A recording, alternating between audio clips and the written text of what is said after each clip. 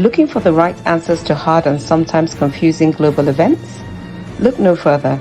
SSM's team brings unique perspectives from across the globe. Our in-depth independent reporting is to make you better understand the world as we evolve.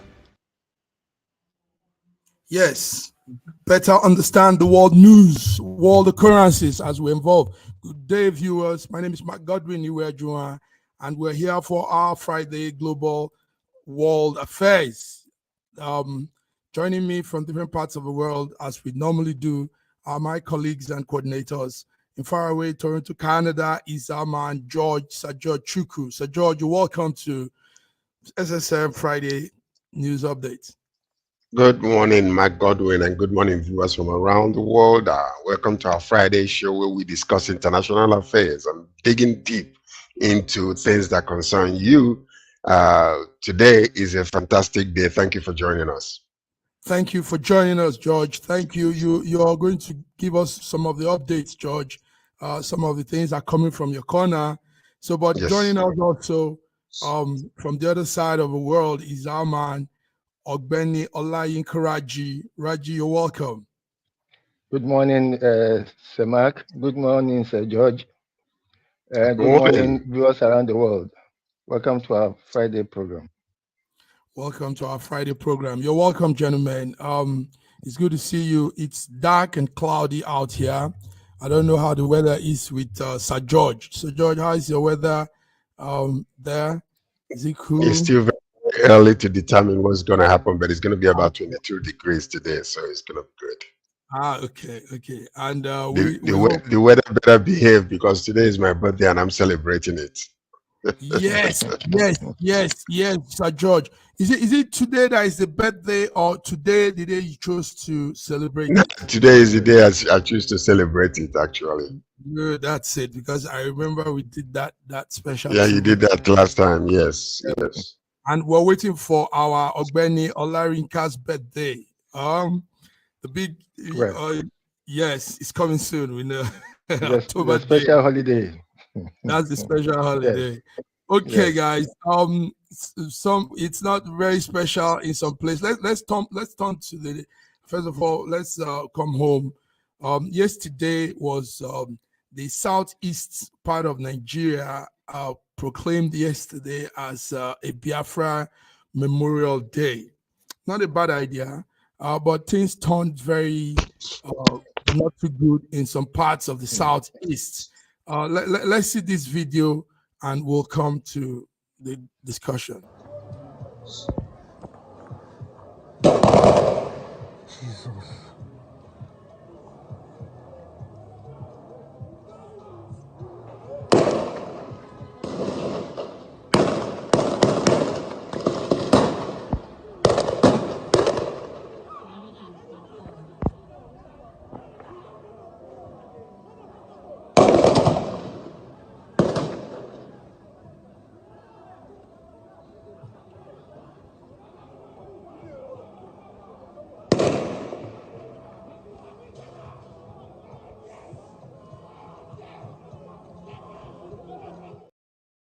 Okay, guys, we will not go further, but before we also go into the discussion, it's good our man from the UK, London, UK is here.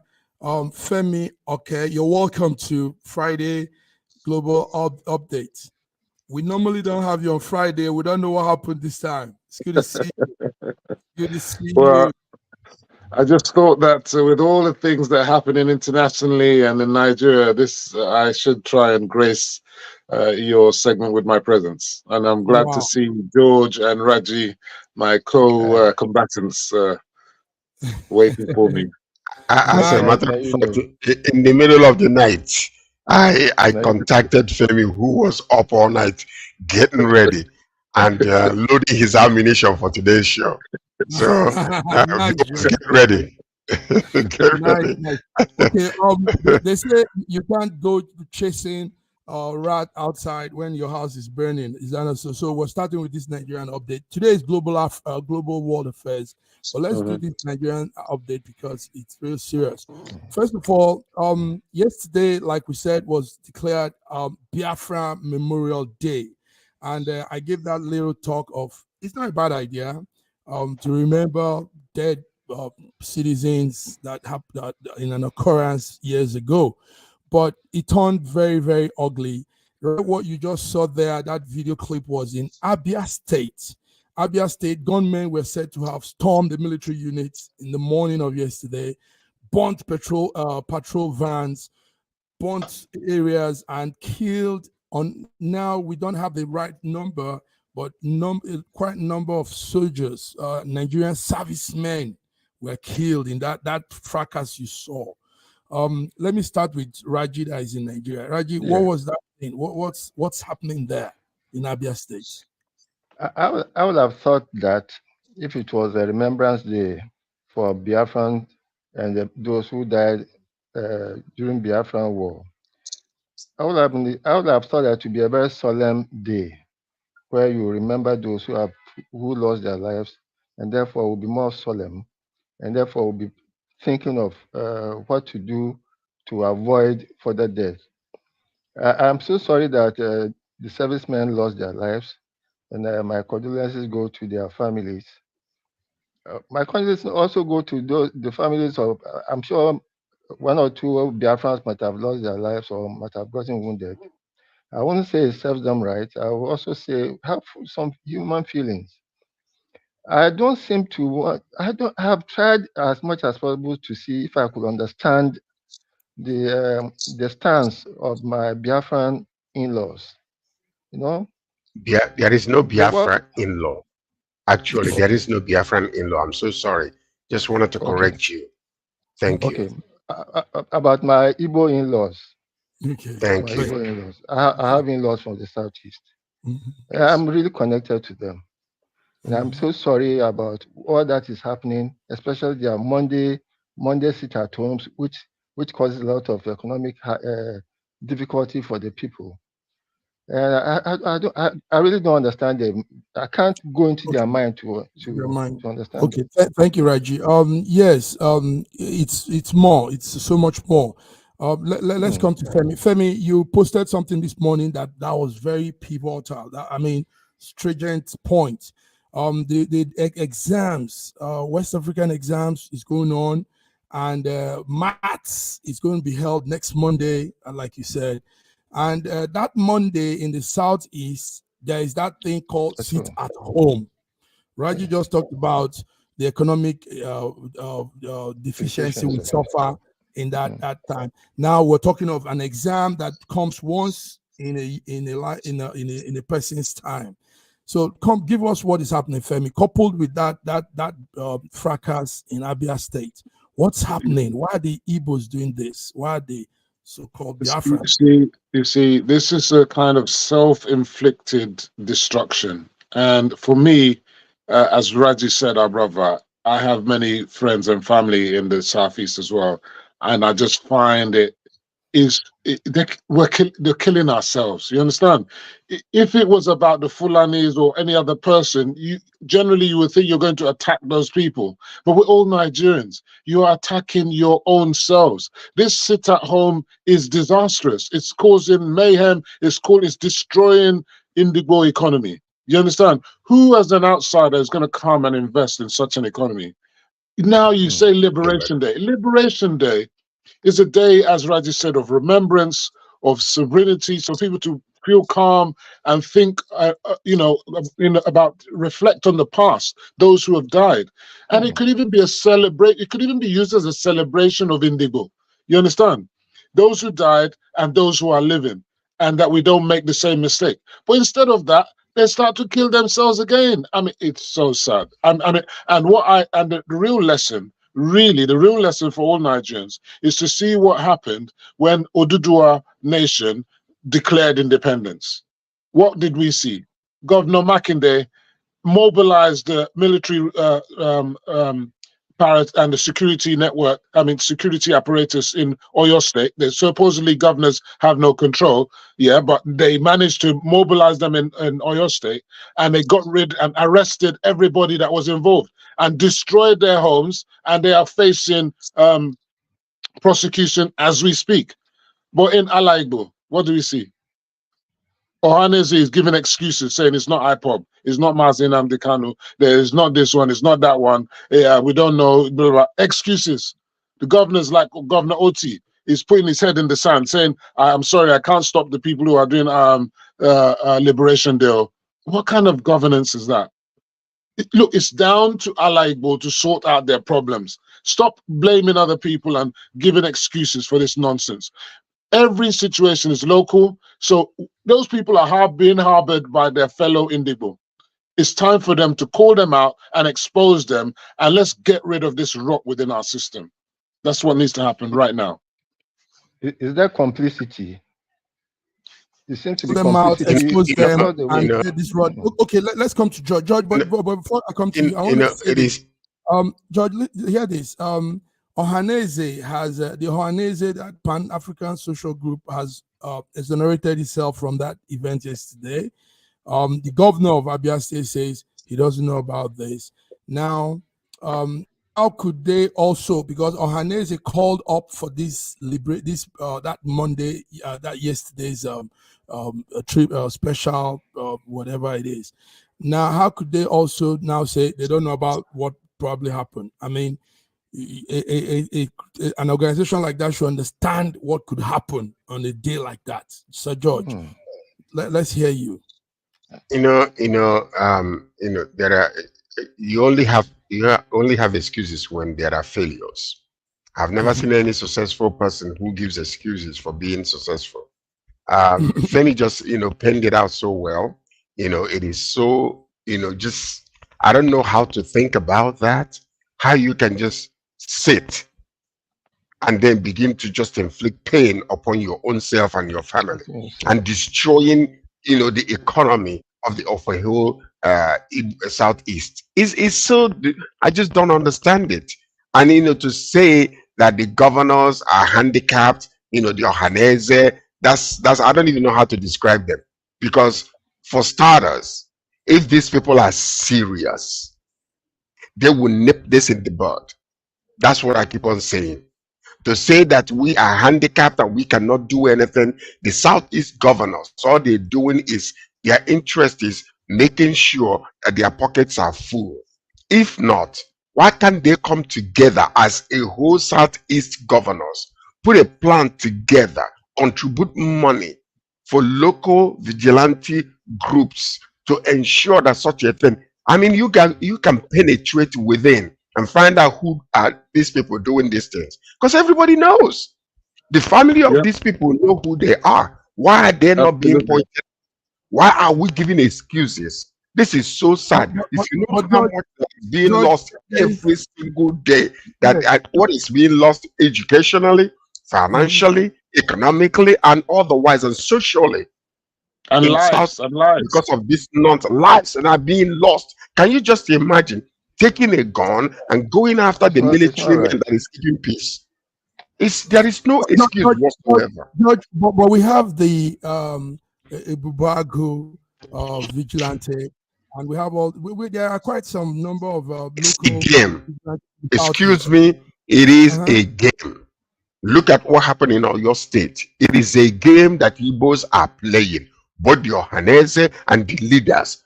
Don't tell me nothing. This is a game. I am telling you, the people that I'm blaming are those people that are on top. If you call yourself a leader, you are responsible for what happened in Ali. 100%. Tell me, 100%. 100%. They are all guilty. Guilty of the blood that was shed. Tomorrow, if the federal government sends military people now and they go searching and looking at what happened in Rivers, in a Delta State or wherever the case might be, and then we begin to we begin to say, oh, the military are here. What do you expect? People are there to keep peace in this nation, and you bring all these hoodlums, uneducated, riffraffs, carrying guns all over and disturbing the peace of a place. It's so deplorable and so I don't even know how to describe it. It's excuses. Right. Thank you. It's not just Abia. It's not just Abia. There's also killing in Enugu, and I know there was a fracas also in Eboye. So it's not just in Abia. Yes. There's the Enugu one too. It's not right. It's not fair to them. themselves. They are not fair to themselves. It's crazy. I've never seen anything like this. We're waiting for the police, the Army Public Relations, to give a formal announcement, because what we've heard is about 15 soldiers were ambushed and 15. Can I just add? About 2 or 3. That's what I saw. The report was about 2 or 3. Yeah, can I just add? I think it was 5 soldiers actually. Can I just add to finalize? I think we must take away this excuse that if you release Nnamdi Kanu, then all this nonsense will stop. If those people are not linked to Nnamdi Kanu, apparently these people have nothing to do with Nnamdi Kanu. That means if Nnamdi Kanu is released, it won't make a difference. They will continue what they're doing. They will continue what they're doing. There are other solutions, and the solutions is that the people within Ala Igbo, the leaders, Ohaneze, the governors, the chiefs, they know who these people are. They should root them out and expose them and eliminate them. That's what they need to do. That will solve the problem. It doesn't matter.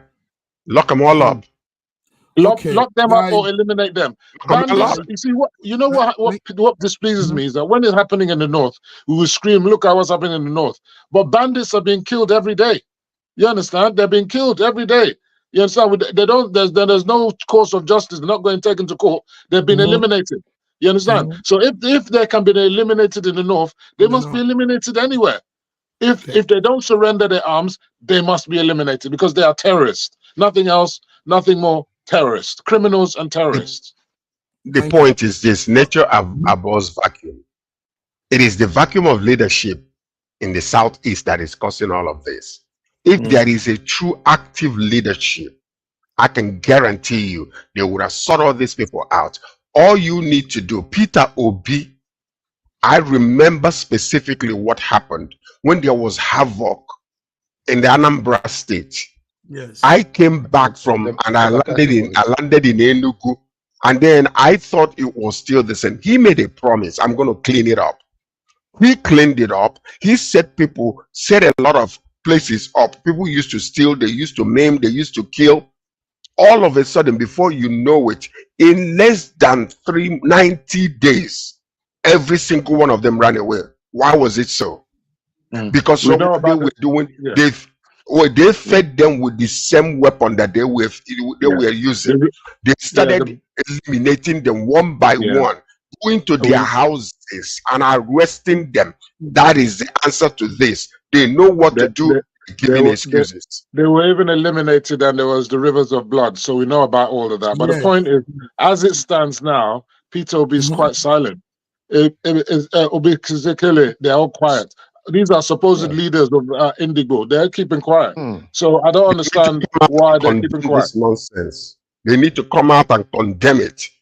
Yeah, no one is condemning. They're not condemning it. They're not condemning it. Anyway, guys, thank you. Let's chat up a little. That was sad yesterday. It was really not to right. Gruesome activities all in the southeast in the name of IPOB and all those things they call themselves. But let's look to another nice thing coming from the Nigerian angle. Femi, you brought that news up. The first black female mayor of Leeds in the UK. That's something to cheer up our viewers also. Let's see the clip, then we'll come to it. Let's see her opening speech. We'll come to it. 5. Leeds is renowned for its compassion, resilience, and unity, values which resonate deeply with me personally. Representing the diverse populace of Leeds alongside my family fills me with immense pride. My journey began in Zaria, Kaduna State, Nigeria, graduating with a bachelor's degree in business education from Ahmadu Bello University in Zaria laid the foundation of my academic pursuits. Subsequently, thank you to all the Zaria people here. Nice. Thank you. You know one thing, my journey also started in Ahmadu Bello University, Zaria, and it's nice to hear her talk about Zaria, beautiful university there in the north. Yes, let's hear Femi. That's Abigail Marshall Khatun. She takes over the role of the she becomes, I think, the 130th Lord Mayor of Leeds. That's the very first. Yes, that's the first person of African descent to hold that position. Is that correct? She said she arrived in 2000, and she is giving her kudos to Madubele University. Femi, tell us what's that news of? I mean, this is the fantastic news, and also the main thing is because she's also from the north. You know, in the diaspora, we don't really see much of northerners in the UK. I mean, to all of the Nigerians, but this is a major milestone to become the first person of color to be Leeds Lord Mayor. Leeds is full of Asians and other diverse ethnicities, so it's great for Nigeria. Nigerians have been mayors in many other local authorities, and it just goes to show that if you have true democracy at local government level, the best will emerge. We need to do something about local government in Nigeria. There's no democracy. It is fake. It's not even, it's like not even a tier of government. And part of the insecurity is because there's lack of proper local government functioning. You know, we need to sort this out. And I'm glad that the federal government, through the Tinubu, has taken the matter to the Supreme Court to insist that governors should stop using local government funds, and they should have full autonomy. I think this is part of the restructuring that we need, and maybe it's going to come to pass. But that is dependent on the judiciary doing the right thing. You know, we have a judiciary open to the highest bidder. Don't put the burden on the judiciary. Judiciary open to the highest bidder. Whenever there's a conflict in the constitution, decision is made by the judiciary. The burden on the judiciary. Hold on. The decision is in the hands of the judiciary. Can I finish? Are you a lawyer? Are you a lawyer, Raji? Who are you defending? If we have to talk about that local government thing, when Tinubu was governor of Lagos, what did he do about local government thing? The kind of fracas he had with Obasanjo, until the local governments are taken out of the constitution. There's no constitution in the world that dictates the local government that any state could have. Local government is a state matter. Therefore, take it out of the constitution, and then let's see what will happen thereafter. There's no reason. There's no way that the federal government will dictate. Allow Femi to finish. Let's hear what Femi is saying. Let him finish up. Right. So for me, I was making the point that whenever there's constitutional matters, it's down to the judiciary to be the final arbiter, the Supreme Court, that's to speak. And what we hope is that they're not a judiciary open to the highest bidder, and that they'll do the right thing. I understand what Raj is saying about local governments or whatever. I think the law should make it clear that states can create local governments. They should be able to create local governments. They're already creating CDAs. But they're creating CDAs anyway, so they have. But what I'm saying is that the funding, which is coming from federal government, should go automatically to local governments, not to the state government, and then the state government puts in their pocket. You can't be in support of that, Raji. Come on. This is why we don't have any governments in Nigeria. Let's not take the shine away from the lady, yeah. Let's not take the shine away from our lady in Leeds. George Abigail Marshall has done us proud. Now, I want us to look at it also from this angle. A young girl from the north of Nigeria comes all the way to the diaspora and makes a name for herself, and also makes a name for our country, the black race, and every other thing that matters. George, talk about this. Well, it makes us very proud, you know, to see that even some of us that have jumped out from Nigeria are out there doing great things. You know, I mean, seriously, it is, we are very proud of her.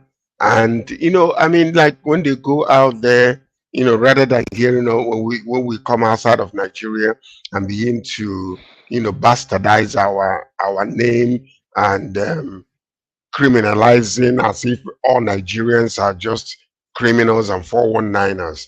It is great it's so refreshing to see this. And when you look at her, hear her speak, you can understand the level of her intellect and how proud and how wonderful she is. I am so proud of her. Congratulations. Congratulations. You know, congratulations. Yes. The name is Abigail Marshall Katung. And Katong. yes, Yes. And she now sits as the new Lord Mayor of Leeds, officially sworn in 6 days ago. And she takes the role from a former mayor, and she becomes the 130th Lord Mayor of that very beautiful. Massive man, you know that the Northerners, although we look at them as being more of a male chauvinist kind of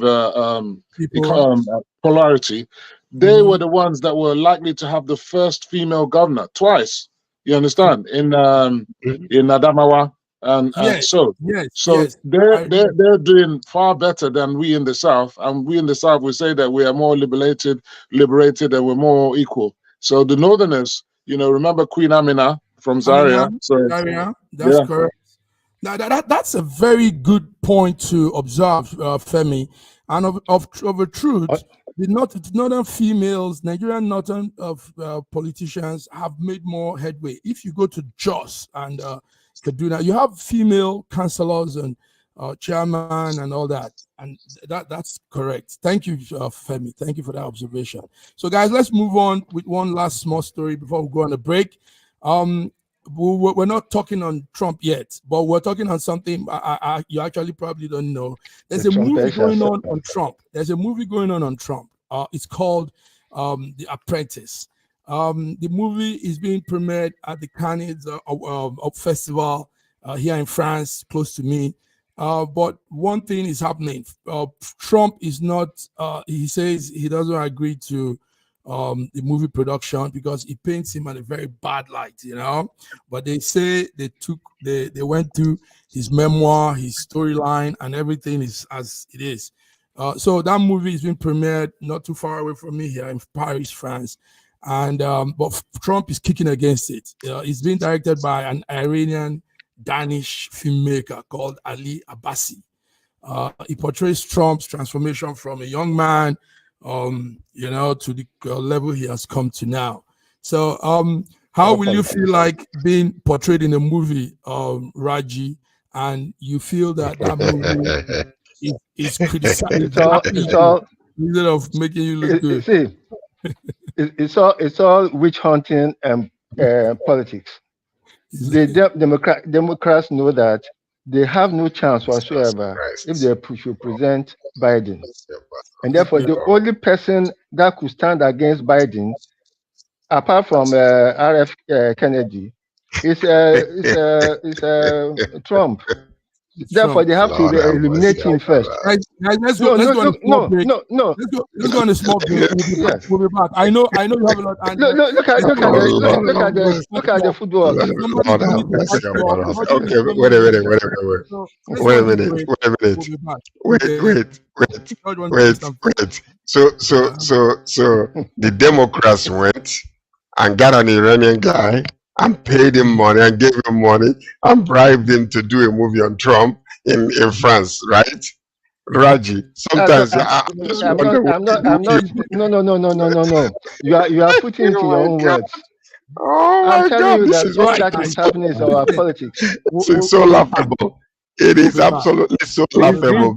These defenders of Trump now, wow, MAGA, make America great. I'm not defending Trump. I'm not defending Trump. Let's make America great again. Come on. In fact, it will serve America well if they have Trump as their president. The way they have make America great again. Dictators. Oh my God! Before we go on the break, the small break, let's bring in our man Godwin Ibe. He will be speaking on the other end. Viewers, Godwin Ibe, you're welcome to News Echoes Friday update. We'll be back after this break.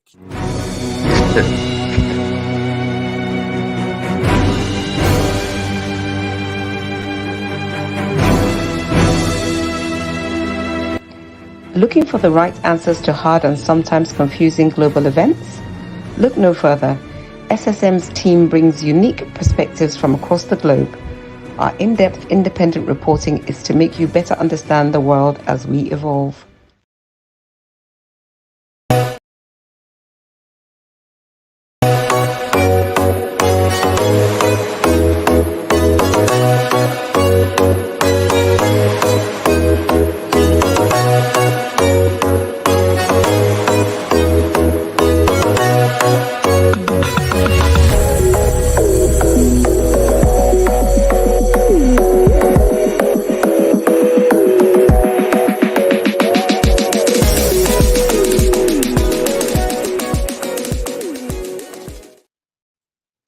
Yes, you're welcome back, viewers. You're welcome to our Friday edition of the SSM News Update. We call it Global World Affairs.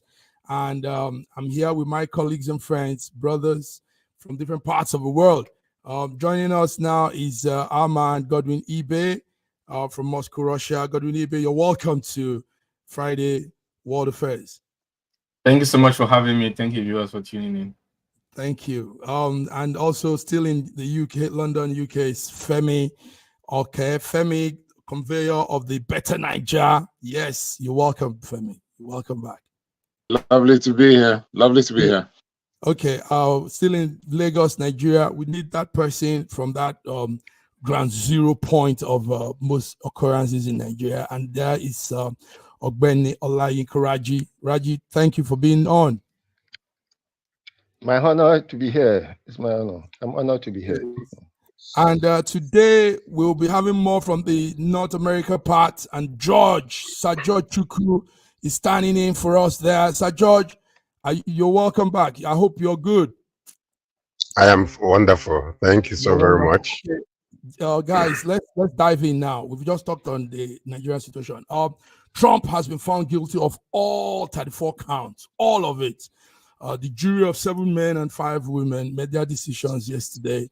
A very dramatic event. 22 witnesses were on stand, and it's all on this hush money thing, plus the talk of crime. I think that was he was found guilty of falsifying some business records. He hid some payments that should be made, and he tried to silence the porn star Stormy Davids. Godwin, let's come with you. Yes, we know you're in America, but and we know you're in Russia, but we also know you're following up those stories. Give us what is it like from your corner? Well, first of all, I'd like to say that here in Russia, we all respect the wishes, the desires, the mandate of foreign citizens and their elected officials, and so it's not it's vital to us who's going to be there, if it's Trump or Biden. But what is interesting from the situation is that Trump all this is coming at an election cycle, at a time when Trump seems to be the clear favorite in polls that I see, but please correct me if I'm wrong. In most polls I see, he's leading in both the Electoral College and the popular vote when polled against Biden. So this is coming at a very politically heated moment. So it unveils a lot of motivation to remove him from the ballot box.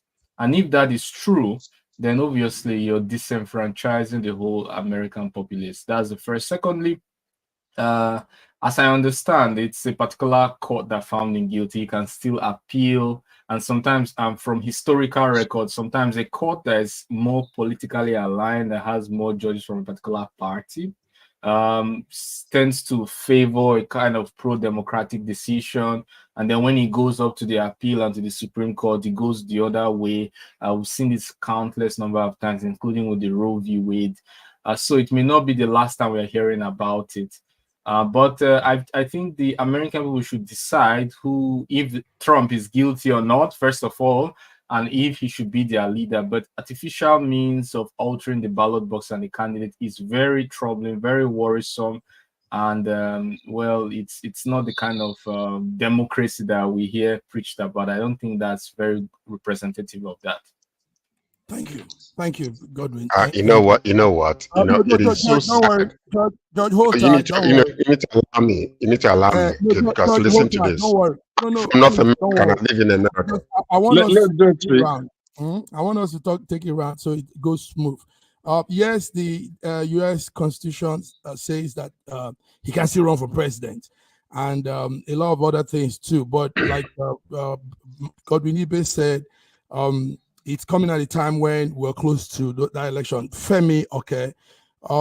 what do you think will play out in the next weeks and month? His sentencing will come up in July 11th, and that will be 4 days to the Republican National Convention. So what do you think will be playing out in all of this? Yeah, this won't affect his candidacy. He will still remain the Republican candidate. So and the MAGA people will tell you that actually him being made guilty is actually going to give him more kudos for his vote. More of the MAGA people, the devotees, will be more hardened to vote for him. So I don't think it's really going to affect his vote. However, independents who will look at it and scrutinize it will say, look, he was found guilty by a jury, not by the Democrats, not by Biden, but a jury of his peers.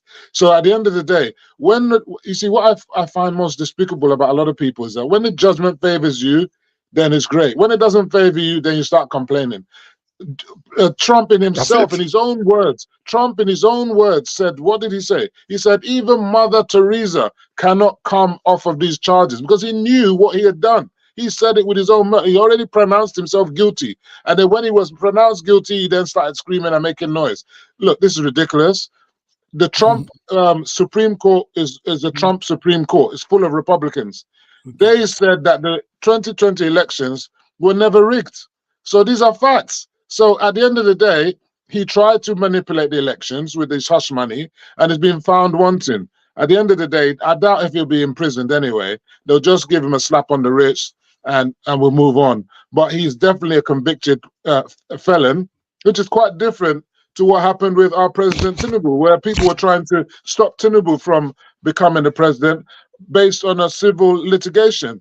You see, the duplicity in our politics in Nigeria is ridiculous. You know, here in Nigeria, if you're a convicted person, you can't become the president if your sentence is less than 10 years ago. But in America, whether you're convicted or not, you can become the president. So even if he's got conviction, even if he goes to prison, he can still be the president of the United States of America. God bless the United States of America. He ended it with God bless the United States of America. George, now we come to you. Raji, hold tight too. George, I wanted you to give us the last take, but you seem like you have more to say now. No, the point is this. Like, you know, Femi just spoke my mind, because what actually makes me angry is the sign of the times we're living in, where good is called bad and bad is called good. Light is called darkness and darkness is called light. The point about it is this: everybody knows what he did, what happened. It wasn't a witch hunt. The man is the man. He is the, you know, who we know he is. He's a corrupt man, whether we like it or not. Where everything, you know, spells the whole thing plainly. Let's just imagine that it was Obama that did what Trump did. What do you think will be happening in America today? No, you just tell me. Because, you know, one thing we don't understand is, if you don't live in a place, if I don't live in the North, I can pontificate all I want to. But somebody who actually experientially lives in the northern part of Nigeria can tell me more of what actually the way people are living and the true nature of things. I lived in America. That's where I grew up. So the point about it is this. Number one, the criminal charges and all those things will not affect anything, because I believe that Trump is going to be the next president of America, all things being equal, whether we like it or not.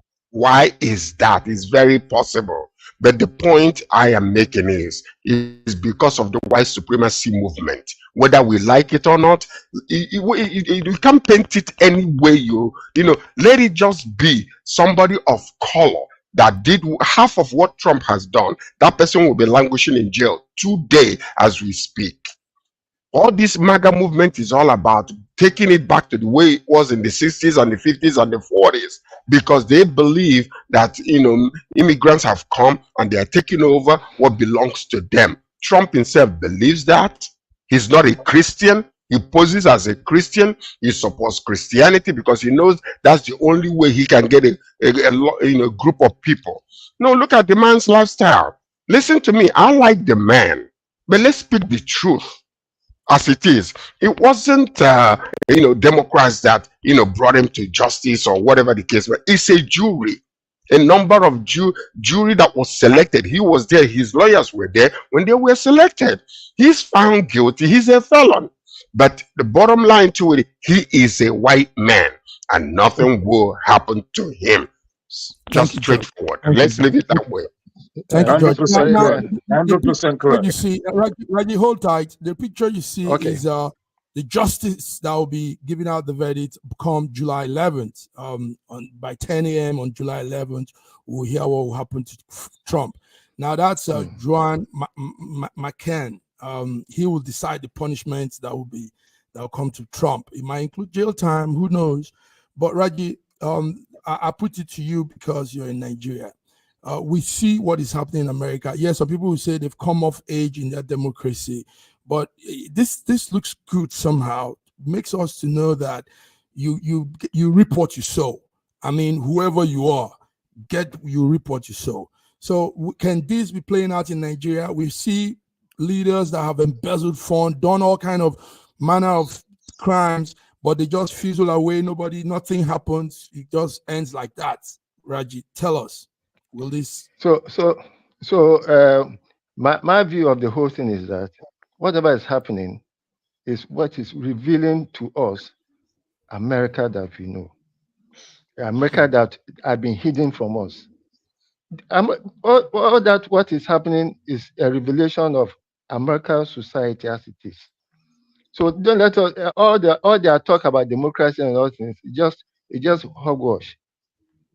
And I'm happy what is happening to America now, because they have done worse to African countries, to black communities.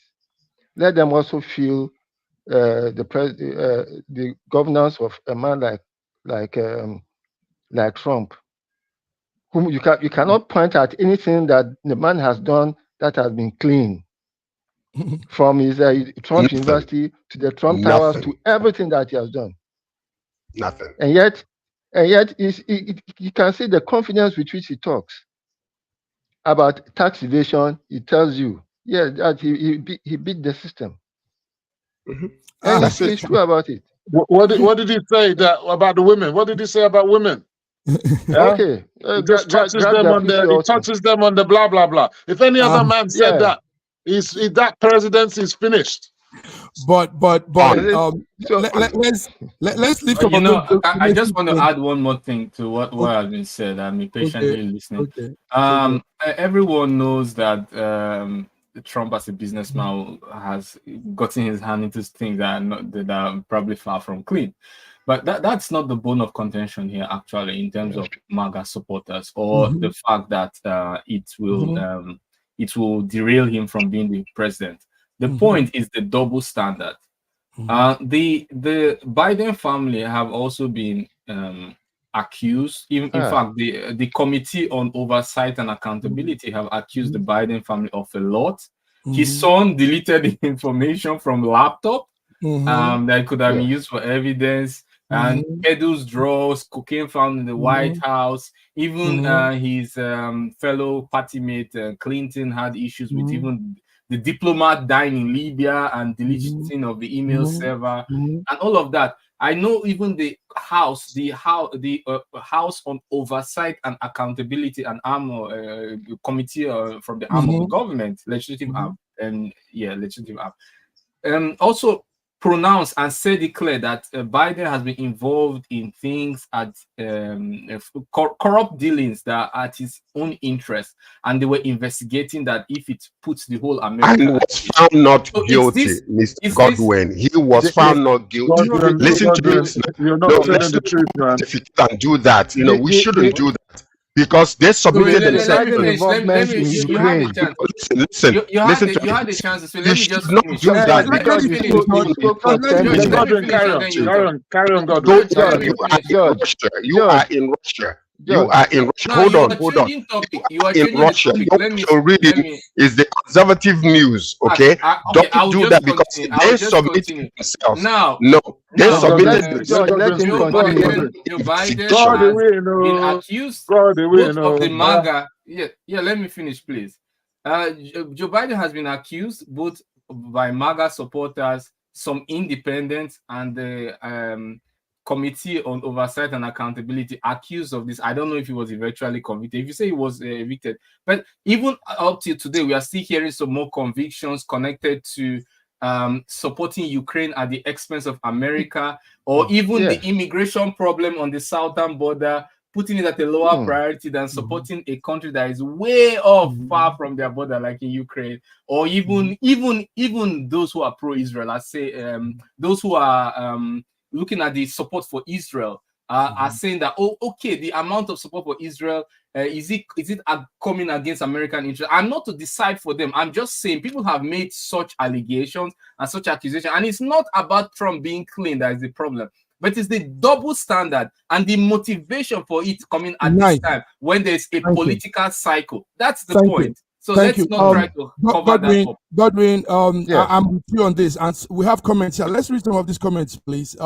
First of all, we had a comment from FNA, and she's one of us. She said they are not condemning it because they feel that those people are their supporters. I think she is referring to the MAGA people condemning what is happening. Then Starlight Entertainment is saying that the only difference between Trump and Biden is he who starts more wars. Trump isn't so much for it, but Biden is. Both are criminals. And he says, good to see Dr. Godwin. Dr. Godwin, some comments from you, from the viewers. Good to see you on the show. It seems like we will not have anything to say if he says it as it is. Thank you, everybody watching. We have quite a number of people watching. Now, gentlemen, thank you. It's a serious thing. Yes, it's a serious thing going on in America. We're watching, but July will determine everything. But let's move on. George, keep it on with us on that update. But George, please, be sorry to say this, but be neutral, because really, you see, can I say something? If you listen to me, I am very, very neutral. Let George speak now. Thank you. I am very, very neutral, because when someone is wrong, I will condemn it, whether it's Biden or not Biden, because I'm not siding with the Democrats, neither am I siding with the Republicans, and I've never sided with any party whatsoever. It's individuals. If a Republican comes out today that is good for the economy, that is good and clean, I will support that individual. I'm not a political affiliated individual. I like individuals sometimes because of what they represent. But the point about it is this: you see, we condemn certain things, then when he favors us because this is the way we like it, where we begin to pontificate in that direction to condemn such. No, the point about it is I stand in the middle, and I will stay in the middle. I don't support Biden. When he messes up, I condemn him. When Trump messes up, I will condemn him, because I'm not a political individual. I don't like that, because what happens is one comes from the top and another one comes from the bottom. That's why it's difficult for me to, deal with Nigeria, because there is no ideological differences between the parties in Nigeria. All of them are in one basket. There's no difference. So no difference in thinking. But one thing about it is I will stand in the middle. But if you go to the right wrongly, I will bring you back to the middle. The point about it is this: number one, I will stand. Go ahead. Stand in the middle. You get beaten from both sides. Okay, guys. This is not. The recovering Slovak PM has been moved to the capital. Remember the Slovak PM. That's attempted assassination. Yes. Robert Fico, Slovak Prime Minister. He's been moved out of the hospital he's been for, where he's been being treated for that wound on the shooting. He's been taken to the capital of the city of Slovak, and we hope he recovers. What they did was, I'm very happy for him. Yes. Let's come also to Africa. South Africa yesterday is running its election. I hope you guys are following. General election will be held in South Africa 29 May to elect new National Assembly members and legislators for 9 provinces. So what we are looking at is it looks as if ANC is losing its hold. ANC is losing its hold. Who has the story on the South African election? Yeah. Right, Godwin. Is anybody? For me, it looks like I think that South Africa is like any other country where a government has been in position for far too long, and the people are not seeing the dividends of the democracy which they were promised when South Africa was liberated. So things are becoming more and more difficult. Unemployment is high, power outages everywhere, water shortages everywhere. So, who do you blame? You have to blame the government. So ANC are likely to lose quite a few seats, and they may have to negotiate with other parties to be maintained, to retain power. They're more likely to be the highest number of seats in the parliament. So I think they will still be running the government, but they will most probably be in partition with the other independent parties or whatever. We'll see how it all pans out, because the other parties will not have enough votes to be able to form government. That's the way I see it. That's the way you see it. Okay. Final result is expected over the weekend. Many voters blame the ANC for high-level corruption, crime, unemployment in the country. So probably ANC won't be taking hold of key positions in the election anymore. Okay, guys, let's move on. No, it will. Why not?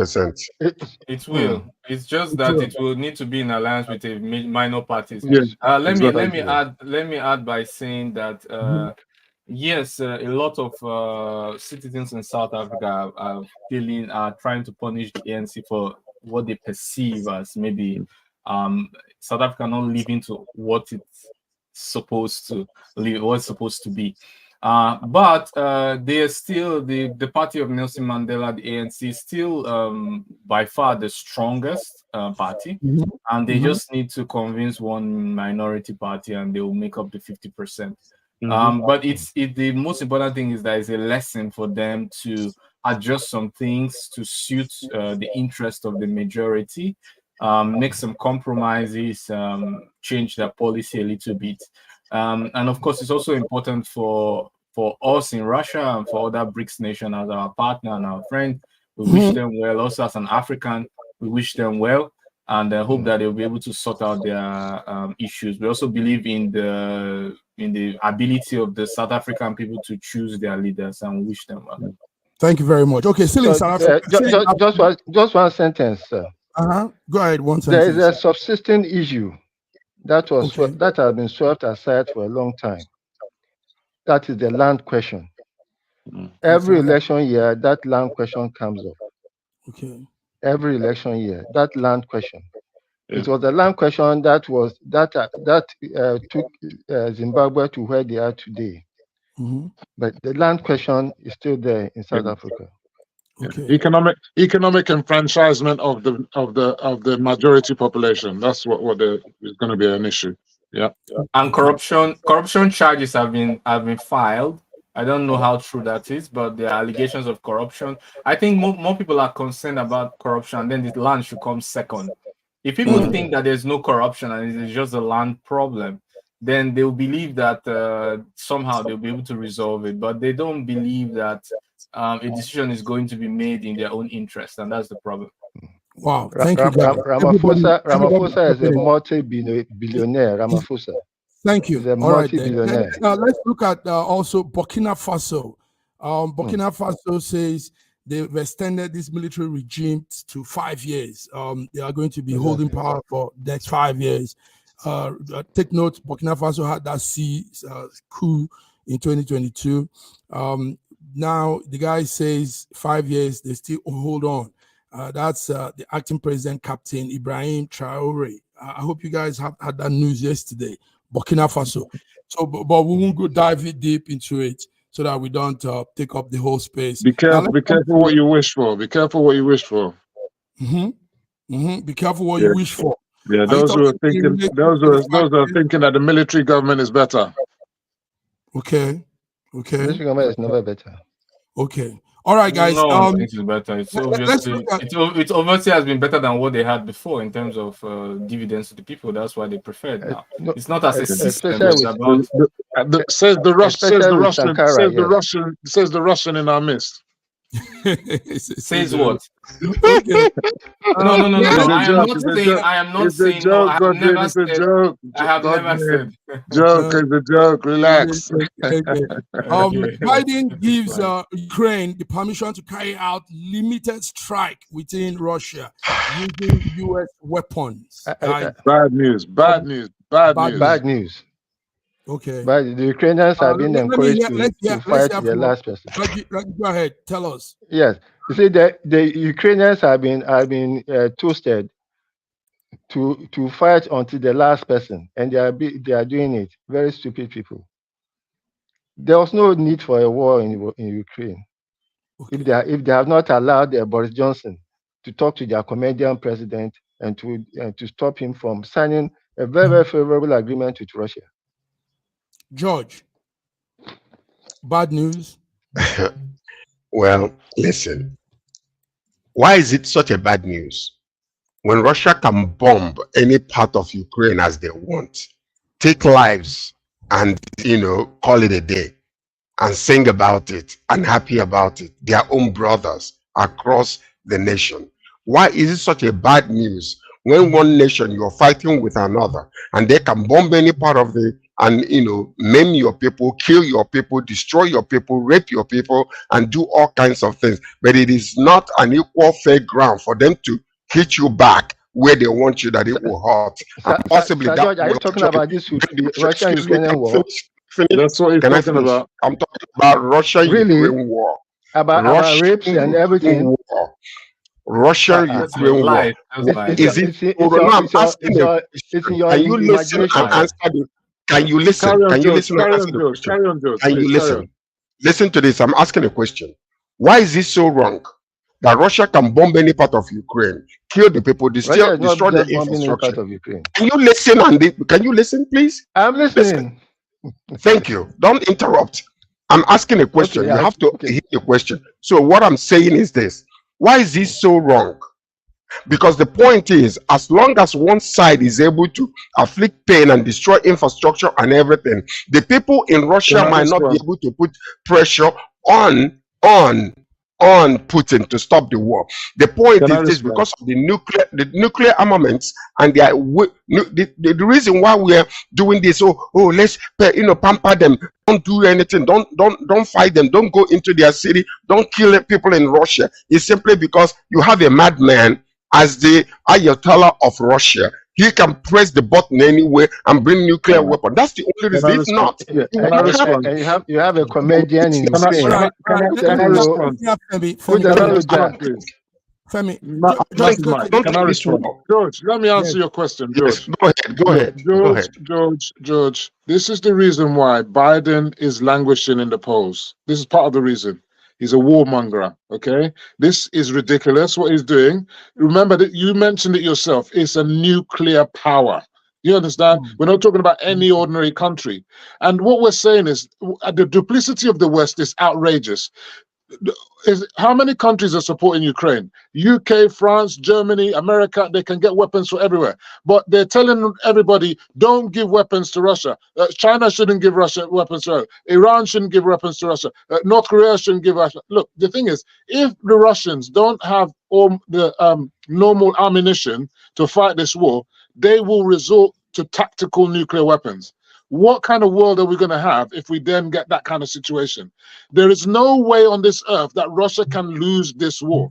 And the sooner that NATO understands that, the better they should go to the table of negotiation to find a way to settle this thing. Because if you think you're going to defeat Russia, that's an impossibility. We're looking at the next third world. That's a third world war coming. So hold on, let me finalize. I'm finalizing. Like what Roger said. Like Roger said, it is the people of Ukraine. That is the killing field, if you like, that are going to suffer from the mess. The Americans are not sending their troops there. The Russian, everyone else are not. It is Ukraine that is going to be the killing ground, and we need this war to stop. The same thing that's happening in Israel. They're allowing the Israelis to do whatever they like in Palestine. And that's another reason why Biden is languishing in the polls. These are ridiculous things for the Democrats to be doing. And you see that the youth Democrats are not supporting them. They don't want a war. They don't want a war in Palestine. They don't want war in the Ukraine. These are going to hurt Biden. I'm just telling you the truth. No, you see, even if you're I would like to speak, brother. Let Godwin. Yeah, our fellow Russian. Also, before Godwin, ask the question. Ask the question. I will answer it. I will answer it. Can I rebuff? Okay, let me tell you something. The reason why this is being stopped and why it needs to stop. China has been watching. Look at what is happening today. We say, oh, China is not going to go to war. They are preparing to take over Taiwan. These are countries that can, with impunity, they want to do what they want to do because they are nuclear, countries. Taiwan a country? Is Taiwan not part of China? China will not. Do you know what impunity is? Do you know who has done the most impunity? Is Taiwan not part of China? Okay, why is China preparing for war against Is Taiwan not part of China? Taiwan is part of China. They want to get back their country. You're changing the topic. Let's focus on what we're speaking about. Let's changing the topic. You ask a question. I would love to answer, but I want everyone to speak. Go ahead. Okay. Now you ask a question. Go ahead. Yes. Also, now added to the question, France and Germany yesterday says Ukraine should be able to use the weapons they have to strike inside Russia. This was coming from Macron, and he gave some details on that yesterday. We were following up on his presentation. He was speaking on the conference alongside the German Chancellor and outlined French weapons they've sent to Ukraine so far, including long-range missiles, and they say they are permitted to target bases inside Russia. So tell us, Godwin, how is it from your side? Okay, I'll first of all like to say that you can't speak about impunity without knowing actually what it is. Because if you know what it is, then you would understand that NATO has committed the most impunity. They've conducted the most wars. They had the most military budget. The US alone has 750 military bases around the world, and they are not for making chocolate and ice cream. They are there as military bases for reconnaissance and offensive operation, very far from their border. They've conducted the most wars. So speaking about impunity is like a digression from the topic. Now, why? You ask the question why. The answer to that why is that the big powers, the big geopolitical powers, agreed together from the Cuban military crisis days that there's the Monroe Doctrine. You should not enrich. You should not place your weapons at our neighbor's backyard. This was the US who invented this Monroe Doctrine. Secondly, it was agreed at the UN level, the principle of indivisible security, that among the big geopolitical powers, you should not strengthen a neighbor's security at their expense. This was all agreed at the United Nations level. Now, during the Cuban military crisis, Soviet Union respected that they shouldn't enrich Cuba and turn back, and we can see waves and waves of NATO expansion, and this is what has poked the bear Russia to act, combined with the killing of Russian-speaking people in Ukraine. Now, about negotiation, Russia is ready for peace. There's only one country in the world that has banned negotiation with Russia, and that is Ukraine. And it's a presidential decree that is enshrined and backed up by the legislative house. So Russia is open for as long as there's no way for negotiation, then the only other way is by there's no diplomacy, there's no negotiation. Then it's only on the battlefield that you decide that. But of course, it's not Russia's first choice. And then also, I would like to talk about the Ukrainian citizens. They really don't want to fight. So I may not agree fully with Raji. They are not stupid. They don't want to be fight. They are forced to fight. There are many border agents in Ukraine that leave Ukraine, escape to Moldova, Romania. When they are on duty, they wait for their duty day. They come to work and then they escape to Moldova, Romania. As I'm speaking to you today, I have seen videos, and not they told me, I have seen videos of Ukraine putting mines on their border, not the border with Russia, but the border with Europe, so that their own citizens will be exploded if they try to run towards Europe. That is how bad. Apart from the coupled forced mobilization we see, people go out to cut their hair, they are mobilized. People go to buy things in the shop, they are mobilized every single day. People really do not want to fight, but they are fighting because of the elites, and they are forced. And then they have made a government official declaration that they are reducing the time of preparation of this mobilized people from 2 months to 1.5 months. But people even say that the average lifespan of a mobilized Ukrainian is 4 days. From the day you pick him up to the street to the day he dies, just 4 days. You can imagine how horrible it is. 4 days. From the day they pick you up on the street, you know you have 4 days to live. Most of the weapons that have been delivered by the West do not even reach the front line. The United States have said it well. They've agreed that most of their weapons do not reach the front line, and they have urged Zelensky to fight corruption. And thank you very much. Let me just finish. Also, in the case of a nuclear war, last one. In the case of a nuclear weapon, in the case of a nuclear war, remember that Europe and US are much more dense than Russia. Even though Russia has a small, it's sparsely. In the case of a nuclear weapon and in nuclear war, not only will there be no victor, but the more dense cities will suffer. So let's hope that it doesn't get. Ask me a question. Somebody asked me a question. Somebody, Starlight Entertainment asked me a question. Yes. When the war started, I never condemned Russia because Russia was doing what America did during the Cuban era. I did not condemn Russia. All I wanted was let there be a negotiation so that lives would not be lost on both sides, especially in Ukraine. Now, the point I'm making is this. Godwin, you mentioned that the only people stopping the negotiation is Ukraine, the president, okay, of Ukraine, that he's the one. Okay, now the question I'm going to ask you is, the negotiation that is put on the table, does it favor Russia completely? Because if Russia is, Ukraine is being bombed because, United Nations wanted to bring them in, and that is the main reason why this is happening, plus other reasons. Is there not a way to stop Ukraine from joining NATO and then stop the war so that they will stop, the killings will stop? Because yes, it seems keep negotiating, keep talking, keep negotiating, keep talking. That's it. Simple. Okay. So do you believe today that if you come to the table and bring Putin on the table and they say, okay, we're not going to allow NATO to come to Ukraine, therefore let's stop the war, do you think that as a matter of fact they agreed that? Yes, as a matter of fact they agreed that in Turkey. They signed it on a piece of paper. President Putin has shown the paper in public. They agreed on that. Yes. Okay. So what are you speaking about? You believe? No, I'm asking a question. It already happened. I know that I believe it already happened. Yes, already happened. Not that I believe it already happened. You might be diving more. You might be diving more deeper. It already happened. I don't believe it already happened. They pulled out. George, hold on. Don't worry. All this happens. So when you have a comedian as your president, yes. So there's no. I think Reagan was the actor. Reagan was an actor.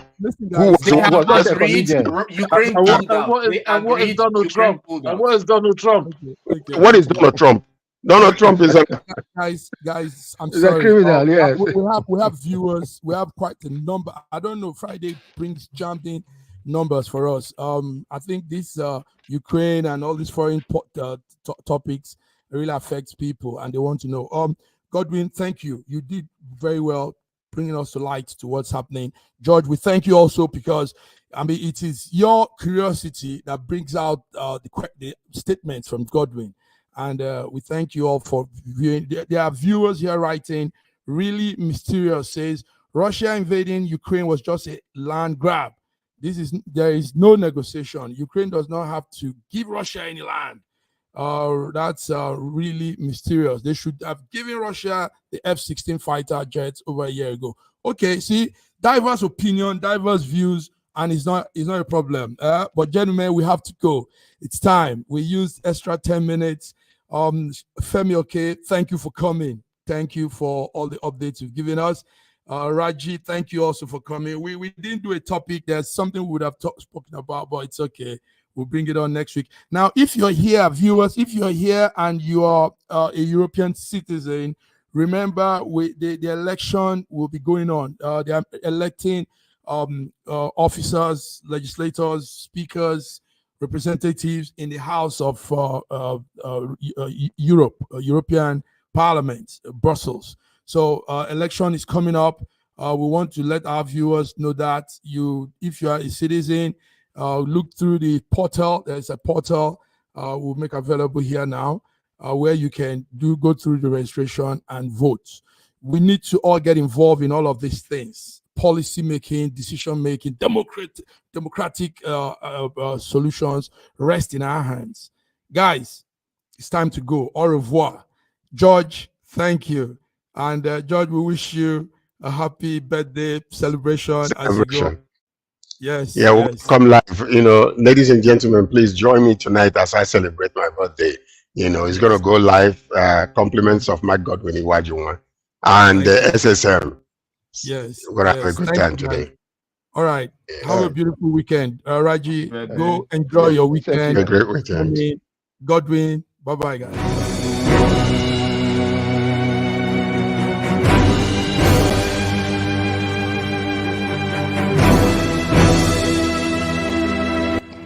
Looking for the right answers to hard and sometimes confusing global events? Look no further. SSM's team brings unique perspectives from across the globe. Our in-depth independent reporting is to make you better understand the world as we evolve.